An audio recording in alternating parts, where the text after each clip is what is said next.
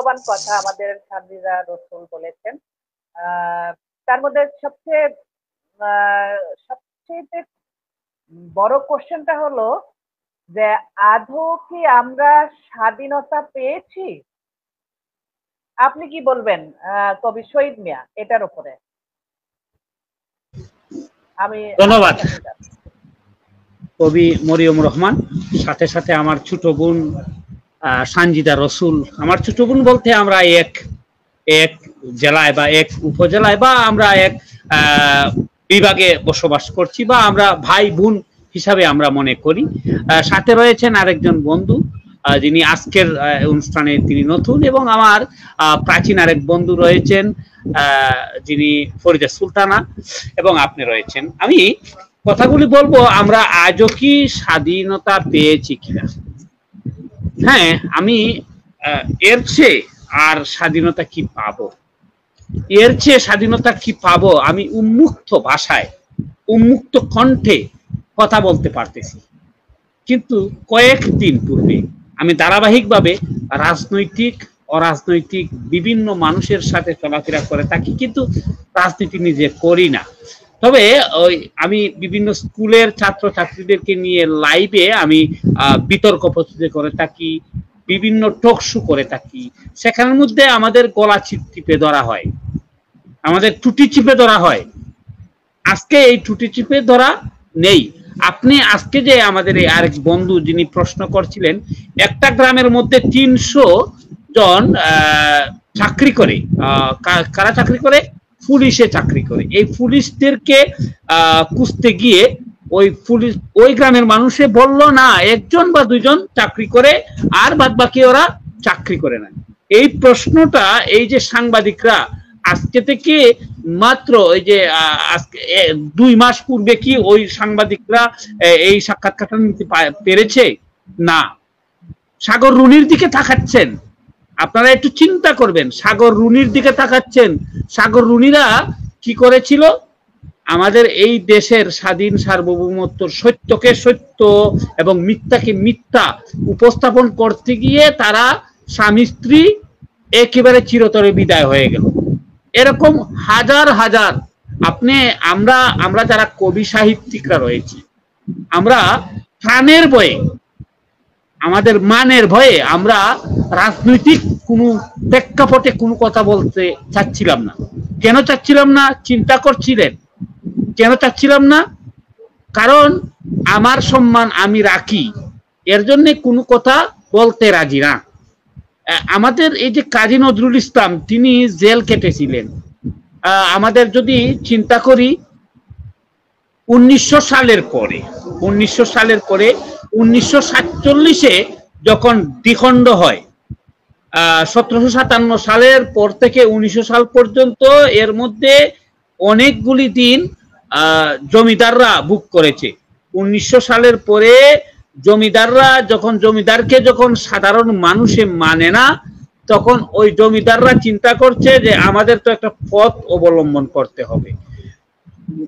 1990 সালের পরে 1908 সালে, সম্ভবত 1908 সালে, মতান্তরে 1912 সালে, আমি নির্দিষ্ট করে বলতে পারবো, ও দিরামের তীপ চালান মা খুদিরামের ফাঁসি, একবার বিদায় দেহে মা ঘুরে আসি।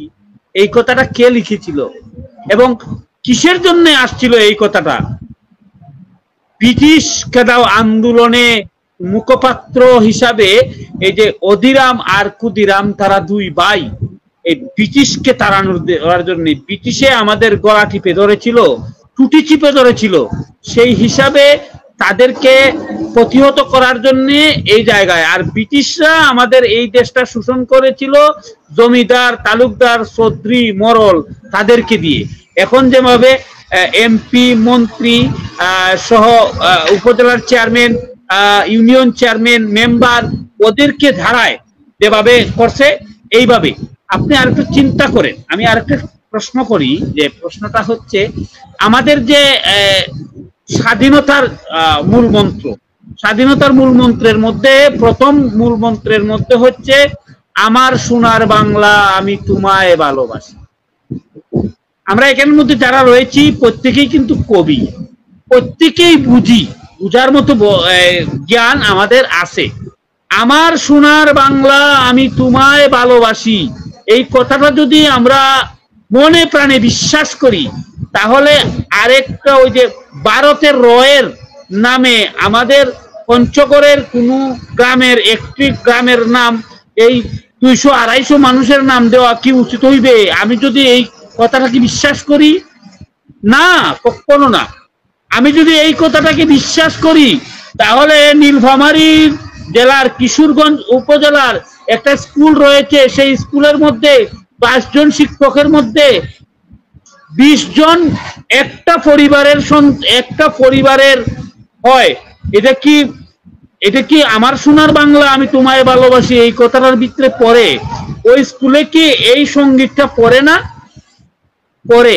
আপনারা একটু চিন্তা করবেন, এই যে খালো মানিক, এই যে বিচারপতি মানিক ছিল, সেই বিচারপতি মানিক দেখলেন আপনাদের মতো মহিলারা অত্যন্ত ট্যালেন্টের সহিত, অত্যন্ত দক্ষতার সহিত যখন কথা বলছিল, তাকে রেজাকারের মেয়ে বলে করলো।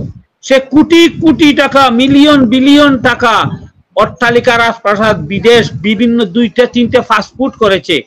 আমাদের সিলেটের গোয়াইনঘাট এলাকায় ধরছিল এবং সেইখান থেকে তাদের 2টা চুকরা, ভারতের 2টা চুকরা তার কাছ থেকে টাকাগুলি নিয়ে গেছে। আচ্ছা, ওরা কি সত্যিকার অর্থে বিশ্বাস করছিল? আপনি মনে করেন যে আমরা তাদেরকে ভালোবাসি, মানলাম তাদেরকে ভালোবাসি না, আমরা তাদেরকে ভালোবাসছি বিদায় 22 বছর 15-16 বছর ছিল। আমরা যদি ভালোবাসতাম না, তাইলে 15-16 সেকেন্ড থাকতো না। আমাদের ছাত্র ছাত্রীরা, আমাদের ছেলে মেয়েরা প্রাণের বিনিময়ে আমরা পারি নাই। আমাদের ছাত্র ছাত্রীরা বুঝতে পেরেছে তাদের বেঁচে থাকতে হবে, তাদের স্বাধীনতার দরকার আছে। আপনার আমার স্বাধীনতার দরকার ছিল না, সুতরাং আপনি আমি প্রাণ দিতে পারি নাই। তাদের স্বাধীনতার দরকার ছিল, তারা ঐক্যমতের ভিত্তিতে নামছিল এবং মুগ্ধ সহ, আবু সাইদ সহ, তামান্না সহ বিভিন্ন যারা প্রাণ দিয়েছে, এই প্রাণের বিনিময়ে আজকে এই উন্মুক্ত কথা বলতে পেরেছেন। না হয় আপনি এই কথা বলার সাহসটাই, আজকের এই মুহূর্তে কথা বলার সাহসটাই আপনাদের ছিল না। আপনারা কি ছিলেন জানেন? মেরুদণ্ডহীন খেচু, মেরুদণ্ডহীন খেচু যেভাবে, এইভাবে ছিলেন, আমিও এইভাবে ছিলাম। আমি আরো বলবো এখানের মধ্যে, এই যে মানুষের খুব চিন্তা করবেন, ডক্টর আসিফ নজরুল সাহেব স্যার তিনি লিখছেন বা বলছিলেন যে এই যে মানুষের খুব, মানুষের রাগ, এই যে সালমান এফ রহমান, তার সে যদি সত্যিকার অর্থে তার অন্তরে বিশ্বাস করতো, একজন মানুষ অন্তরে বিশ্বাস করতো একজন মুসলিম, তার দাড়ি কেটে সে হনুমানের বেশ ধরে পালাইছিল।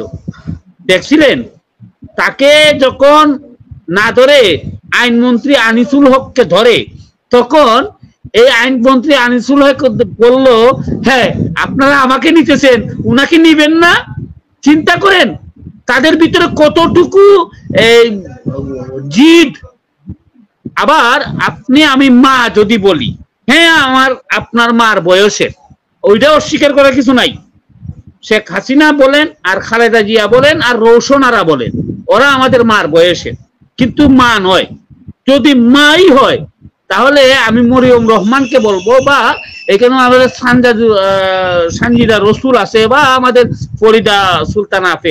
আপনারা কি বিশ্বাস করেন, আপনারা কি মনে করেন আপনার ছেলে বা আপনার মেয়েকে এরকম বাঘের মুখের সামনে রেখে আপনি চলে আসবেন?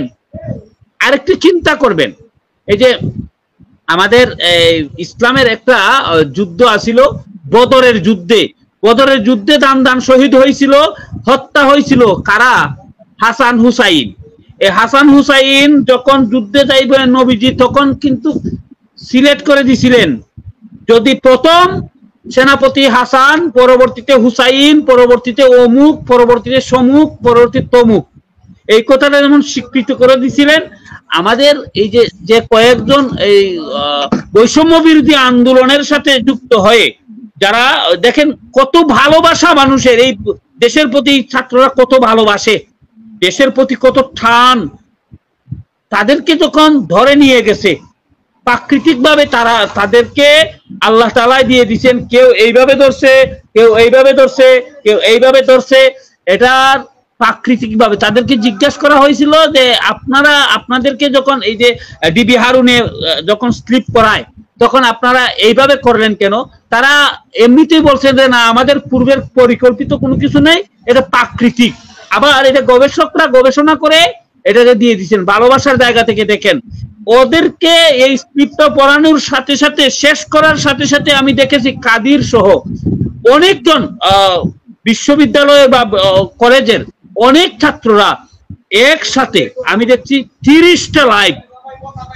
30টা লাইভ একসাথে দেখেছি আমি, যেহেতু এই টাইমে মোবাইল হাতে, 11টা সম্ভবত 10টা 11টা বাজে, তখন 30টা লাইভ দেখেছি। ওরা বলছে আমি যদি এই জায়গায় থাকতাম আমিও এই কথা করতাম, কিন্তু আপনারা বিশ্বাস করবেন না, আমি বিশ্বাস করি না আমাদের বাইরা এরকম গাদ্দারি করবে না। এবং আগামীকালকে অসহযোগ আন্দোলন, এই যে জায়গাটা, আপনি যদি স্বাধীনতার জায়গায় চিন্তা করেন আর কি স্বাধীনতা পাইবেন? হ্যাঁ, 2-1টা ঘটনা ঘটছে যা আমরা, এটা কাম্য নয়, তবে আর ঘটবে না।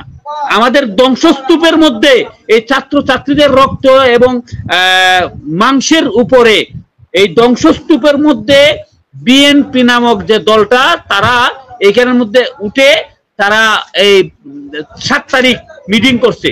এটা আমি তীব্র নিন্দা জানাচ্ছি। এবং আমি বিশ্বাস করি, আমি ভালোবাসি দেশকে, ভালোবাসি সমাজকে, ভালোবাসি আমার জাতীয় পতাকাকে, ভালোবাসি আমার জাতীয় সঙ্গীতকে। আমার সোনার বাংলা আমি তোমায় ভালোবাসি। ওই যে একটা গান আছে না, শুনো পতি গো হাই গো কোন বাভনে তোমায় লইয়া যাই। আচ্ছা, একটু গভীর ভাবে চিন্তা করেন তো, শুনো পতি গো, রহিম আর রূপবানে যখন রহিমকে কুলো করে নেয়, কুলে বলতে শিশু বাচ্চাকে নেয়, আমরা যখন ভিডিওতে দেখেছি, শিশু বাচ্চাটা তার স্বামী ছিল, আর সে রূপবান আর রহিম তখন ওই গানটা গাইছিল, তাকে বনবাস দিয়েছিল, তখন গানটা গাইছিল কি, শুনো পতি গো হাই গো কোন বাবনে তোমায় লইয়া যাই। পতি অর্থ স্বামী, যদি রাষ্ট্রপতি বলি বা প্রধানমন্ত্রী বলি আর যারাই বলি, তারা দেশের স্বামী। তাদের কাছে যদি জনগণ চায় না, চাওয়ার জায়গাটা আছে কোথায় বলেন? আপনি এখন এই মুহূর্তে মরিয়ম রহমান, আপনি এখন পরিচালক। আমি আপনার কাছে 2-1 বার আপনার কথা বলতে হবে। আপনি আরো আমাকে 1টা মিনিট সময় দেন, 10টা সেকেন্ড সময় দেন, 5টা মিনিট সময় দেন। এটা আপনার কাছে আমার চাওয়ার জায়গা। আমি কি এখন ফরিদা পারভিনের কাছে চাইবো, ফরিদা সুলতানার কাছে চাইবো?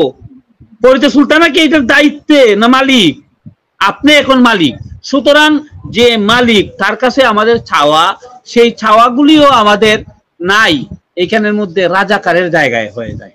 ধন্যবাদ। আমি দীর্ঘক্ষণ কথা বলছিলাম, আসলে আমার অনেক কথা ভিতরে, অনেক জ্বালা, অনেক যন্ত্রণা, এই হিসাবে বলছি, আপনারা ক্ষমা করবেন। আমি বিশ্বাস করি আমাদের দ্বিতীয় মুক্তিযুদ্ধ, দ্বিতীয় বিশ্বযুদ্ধ যদি হয়, দ্বিতীয় যুদ্ধ যদি হয়, তাহলে দ্বিতীয় মুক্তিযুদ্ধের আমরা স্বাধীনতা পেলাম না কোথায়। ধন্যবাদ।